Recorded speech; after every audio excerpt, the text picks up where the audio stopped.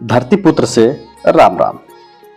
Podcast की इस श्रृंखला कुछ आप बीती कुछ जग बीती में फिर उपस्थित हैं हम एक नई कहानी के साथ। बदतमीजी की भी हद होती है, पता नहीं कोई शर्म लिहाज है कि नहीं। 1.5 वर्षीय मनु को गोद में उठाते हुए सुधा बड़बड़ाती हुई बालकनी के अंदर कमरे में घुसी।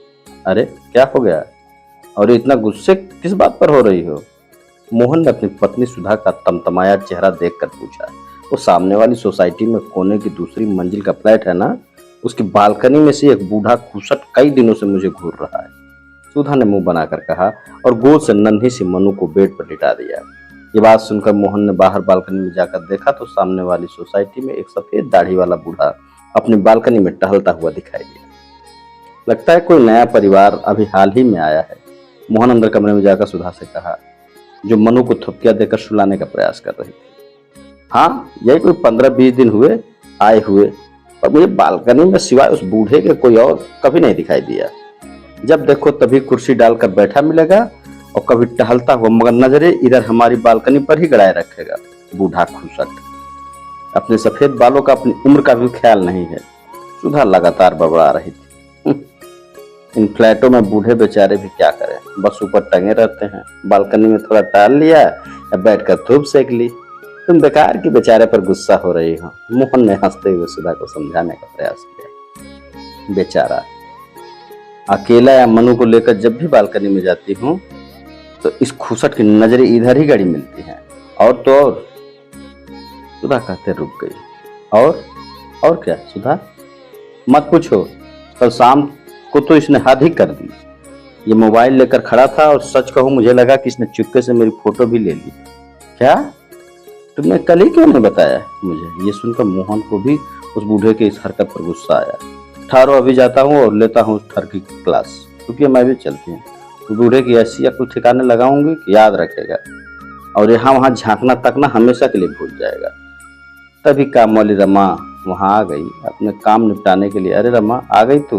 जरा मनु का ख्याल रखना, हम अभी आते हैं। यह कहकर दोनों तेजी से नीचे उतरे और भन्नाए हुए से उस सोसाइटी में रहने वाले बूढ़े के फ्लैट की सीढ़ियां चलने लगे। बेल बजाने पर दरवाजा बूढ़े नहीं खोला। उन्हें देखकर बूढ़े के चेहरे पर मुस्कान तैर गई। आप आइए आइए, अंदर आ जाइए।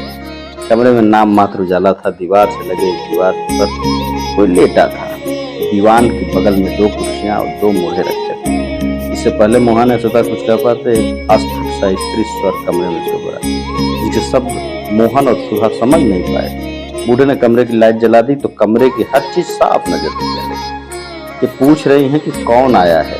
पिछले 1 साल से अधरंग है, इसे बेड पर ही रहती हैं, कहते हुए बूढ़ा बुढ़िया के करीब सिरहाने की तरफ बैठ गया।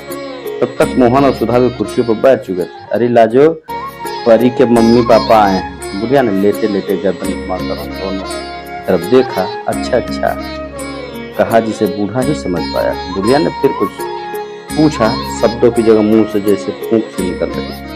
ये पूछ रही हैं कि परी को साथ नहीं लाए? सुधा और मोहन ने एक दूसरे की ओर देखा पर बोले नहीं।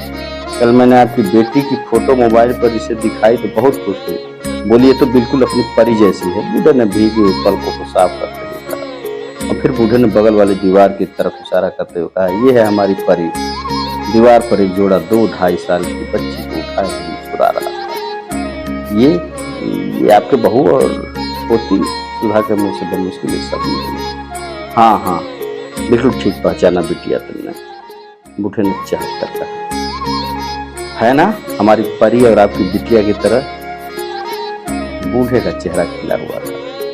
मगर ये क्या ये अब आपके साथ नहीं रहते? मोहन ने चुप्पी तोड़ते हुए पूछा। इस पर बूढ़े का खिलखिलाया हुआ चेहरा एकदम से मुरझा गया। उनकी आंखें भीग गई। बेटा, अब ये तीनों वहां चले गए जहां से कोई लौट कर नहीं। मतलब? सुधा मोहन एक साथ बोले। बेटा, गांव से शहर आए थे, सब कुछ बेचकर बेटे और बहू पोती के साथ आखिरी दिन बिताने के लिए, मगर ईश्वर को ना जाने क्या मंजूर है। पहले तुम्हारी आंटी को अधरंग और फिर एक्सीडेंट में बेटा, बहू और हमारी परी। हमने सब कुछ खो दिया। जिंदगी बोझ लगती है मगर जीना तो पड़ता है ना। ये मेरी पत्नी है, मेरी जीवन संगिनी, इसे अकेले कैसे छोड़ दूं? जी रहे थे कि यहाँ बेटे के फ्लैट में रहने आ गए, उस किराए के मकान से। किस्मत देखो, मुझे उस दिन बिटिया के हाथों में हमारी परी दिखाई दी तो यूं लगा जैसे किसी ने रेगिस्तान में किसी प्यासे को पानी दे दिया हो। जब मैंने तुम्हारी आंटी को बताया तो परी को देखने की जिद करने लगी, तो मैंने तुम्हारे साथ उसकी फोटो खींचकर दिखाई। मोबाइल पर महीनों बाद उनके चेहरे पर मुस्कुराहट आई। कहते हुए बूढ़ा चुप हो गया। तब तक मोहन और सुधा दोनों खड़े होकर चलने को हुए तो बुढ़िया कुछ बोली। दोनों ने पीछे मुड़कर देखा तो बूढ़ा बोला, पूछ रही हैं कहाँ जा रहे हो? चाय। माँ से कहिए उनकी पोती का मिलन करवाने के लिए उनके बेटे और बहू वापस आ रहे हैं। दोनों ने हाथ जोड़ते हुए कहा। मोहन और सुधा ने देखा उस बूढ़े की आंखें भीगी हुई थी और दोनों हाथ आशीर्वाद देते हुए उठे। लक्ष्मी की पूरी धन्यवाद। फिर मिलेंगे नई कहानी के साथ। ये कहानी थी लक्ष्मी की।